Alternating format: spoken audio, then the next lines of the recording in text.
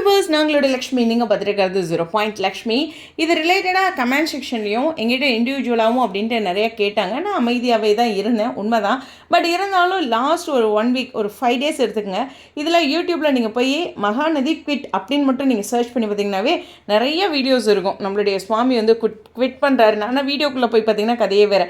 அதாவது ஒரு பேரலாக ஒரு சீரியல் வருது அப்படிங்கும்போது அதுலேயும் ப்ரைம் டைமில் அந்த சீரியல் டாக்ஸில் இருக்குது. 8:30 அது மாதிரி ஒரு முக்கியமான டைமில் டாக்ஸில் இருக்குது. ஜி தெலுங்கில் பண்ணுறாரு.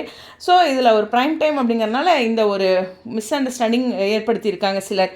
ஓகே, அது ஏன் அப்படிங்கிறது எப்போதும் போல தான், ரூமர்ஸ் அப்படிங்கிற ஒரு விஷயம் தான். பேரலாக 2 சீரியலுமே பண்ணுறாங்க. ஃபஸ்ட்டு வந்து நம்ம சுவாமி சொல்கிற விஷயத்தை தான் எடுத்து தான் நானும் பேசுவேன். அவரே வந்து இப்போ தமிழ்நாட்டில் செட்டில் ஆகிற மாதிரி, அப்புறம் சென்னையில் செட்டில் ஆகிற மாதிரி மூவிஸ்லாம் பண்ணுற பிளான் இருக்க மாதிரி தான் லாஸ்ட்டாக சொல்லியிருந்தார். ஆனால் அவருக்கு நீ நான் காதல், அதாவது நுவனேன பிரேமா இருக்குல்ல, அந்த முடிஞ்ச சமயத்திலே தெலுங்கில் ப்ராஜெக்ட் பேசிகிட்டு இருக்காங்க அப்படிங்கிற ஒரு டாக்ஸ் இருந்துகிட்டு தான் இருந்தது. நான் சொல்லலைனாலும் ஓரளவுக்கு அவங்கள ஃபாலோ பண்ணுற எல்லாத்துக்குமே தெரியும். அந்த டாக்ஸில் அவர் போயிட்டே தான் இருந்தார். அது மட்டும் இல்லை, இந்த டைம் சேஞ்ச் ஆகும்போது கூட நம்மளுடைய பிரவீன் மெனட் சார் சொல்லியிருப்பார் அவர்கிட்ட, என்னென்னா நீ வேணா அங்கே போறியா, அங்கே ஒரு ப்ராஜெக்ட் இருக்குது அப்படிங்கிற மாதிரி சும்மா அது மாதிரி ஒரு வம்புக்கு இழுப்பார் லக்ஷ்மி பிரியாவை. லக்ஷ்மி பிரியா நான் இங்கே மட்டும் இருக்கேன்பாங்க. அப்போவே நானும் நீங்களும் யோசிச்சிருப்பீங்க, அவருக்கு அங்கே ப்ராஜெக்ட் கேட்டுட்ருக்காங்க, அதை பற்றி ஏதோ டிஸ்கஸ் போயிட்டுருக்கு. டேரக்டருக்கு தெரியும், ஒரு ஃப்ரெண்ட்லியாக ஒரு ப்ராஜெக்ட் பண்ணுறவங்களுக்கு அதுவும் டேரக்டர்கிட்ட ஷேர் பண்ணுவாங்க. ஸோ சுவாமிநாதன் அவர்களும் நம்மளுடைய பிரவீன் மேனன் சாரும் நல்ல க்ளோஸ், உங்களுக்கும் தெரியும். ஸோ அதனால் ஷேர் பண்ணியிருப்பார் இது மாதிரி ப்ராஜெக்ட் போயிட்டுருக்கு அப்படிங்கிறது. நமக்கு முன்னாடி அவங்களுக்குள்ள சில அப்டேட்ஸ் போயிருக்கும். கண்டிப்பாக இங்கேயும் டைம் வந்து ஒரு ப்ரைமில் கிடச்சிருக்கு, அங்கேயுமே அவருக்கு ப்ரைமில் கிடச்சிருக்கு. சுவாமியை இன்றைக்கி நேற்று நம்ம பார்க்குறோம், அவர் 2 பக்கம் தான் சீரியல் பண்ணிகிட்ருக்காரு எப்போதுமே. இதுக்கு நடுவில் மூவியும் பண்ணியிருக்காரு. அதுதான் ஒரு ஆச்சரியமான விஷயம். எங்கே டைம் இருந்துச்சு அப்படின்னு நிறையா டைம் நான் யோசிச்சிருப்பேன். ஸோ அந்தளவுக்கு ரிஸ்க் எடுத்து கொஞ்சம் ஒரு அந்த மூவி டைமில் ஒரு 2-3 நாள் கொஞ்சம் டிலே ஆகிற மாதிரி சில விஷயங்கள் அட்ஜஸ்ட் பண்ணிக்குவாங்க.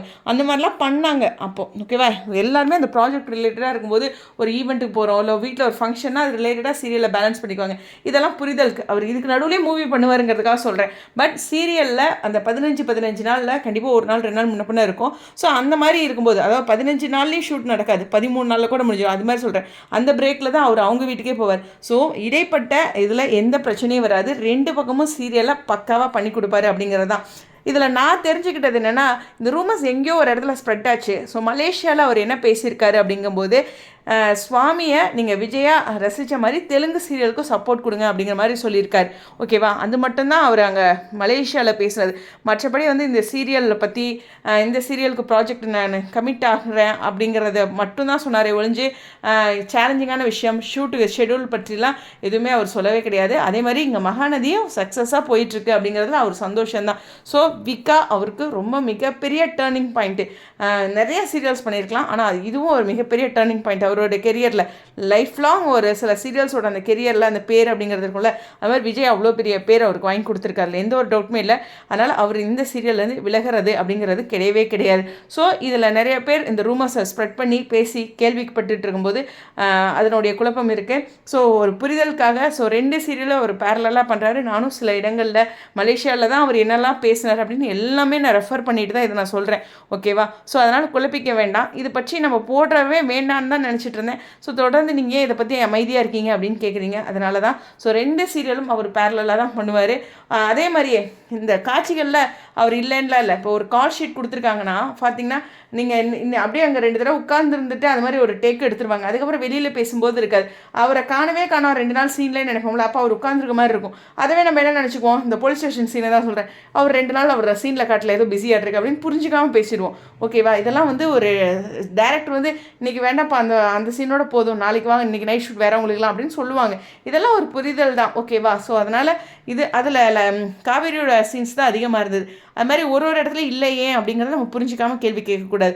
அதுவும் தான், ஏன்னா நாளைக்கு இன்னொரு சீரியலும் பேரலாக பண்ணும்போது இந்த கேள்விகள்லாம் அதிகமாக வரும். அவருக்கு மேலே ஒரு குற்றமாக வந்துடும், குற்றச்சாட்டாக வந்துடும். அதனால தான் இப்போவே புரிஞ்சுக்குங்க, ஒரு சில சீன்ஸ்லாம் இப்படி தான் எடுப்பாங்க. ஓகேவா, ஸோ அதுதான் இப்போ ஃப்ரீயாக இருக்கவங்கள சரி ஓகே பெரியவங்களாம் கிளம்பிட்டுன்ட்டு இந்த க்ளோஸ்அப் சீன்ஸ்லாம் வந்து யங்ஸ்டர்ஸை வச்சு எடுப்பாங்க. அது மாதிரி ஒவ்வொருத்தருக்கும் அர்ஜென்ட்டாக இருக்குல்ல, அவங்களுக்குலாம் முன்னாடி முன்னுரிமை கொடுப்பாங்க. அதெல்லாம் புரிஞ்சு செய்கிறது, இதெல்லாம் ஒரு புரிதலுக்காக. ஓகேவா, ஸோ க்ளோஸ்அப் சீன்ஸ்லாம் ஆல் ஆர்டிஸ்ட் காம்பினேஷனில் கடைசியாக எடுக்கிறது. அதில் எல்லாம் கூட சுவாமியோட அந்த ரீசன்ட் அப்டேட் வந்து நம்மளுடைய இவரோட சபரி கூட அதெல்லாம் லேட் நைட்டில் எடுத்தது. அது மாதிரிலாம் சில விஷயங்கள் இருக்குது. ஸோ சுவாமி, லக்ஷ்மி பிரியாலாம் அதெல்லாம் நல்லா கோஆப்ரேட் பண்ணுற ஒரு பர்சன்ஸ். அதனால் அவர் அடுத்த ப்ராஜெக்ட் நம்ம சப்போர்ட்டிவாக இருக்கணுமே ஒழிய இந்த மாதிரி ஒரு கமெண்ட்ஸோ இல்லை புரிதல் இல்லாமையோ பேசக்கூடாது. ஸோ புரிஞ்சுக்கங்க, 2 சீரியல் அவர் பேரலாக பண்ணுறது இன்றைக்கி நேற்று இல்லை, எப்போ இருந்து பண்ணிட்டு தான் இருக்கார். மறுபடியும் புரிதலுக்கு ஸ்டேடியம்.